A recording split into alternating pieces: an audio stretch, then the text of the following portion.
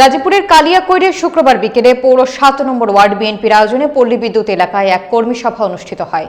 সভায় কালিয়াকৈর পৌর বিএনপি এবং এর অঙ্গ সংগঠনের নেতাকর্মীরা অংশগ্রহণ করেন। বিস্তারিত থাকছে তুষার আহমেদের প্রতিবেদনে। সভায় সভাপতিত্ব করেন কালিয়াকৈর পৌর বিএনপির সাংগঠনিক সম্পাদক রেজভি আহমেদ দুলাল।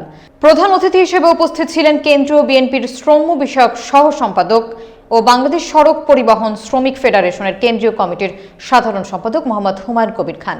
এছাড়া সম্মানিত অতিথি হিসেবে উপস্থিত ছিলেন কালিয়াকৈর উপজেলা বিএনপির সাবেক সভাপতি ও বীর মুক্তিযোদ্ধা আব্দুল লতিফ।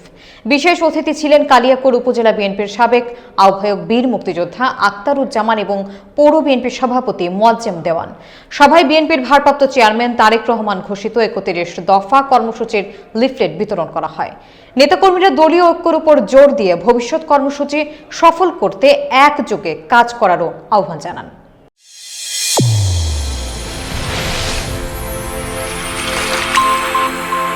চ্যানেল A1 হৃদয়ের স্পন্দন।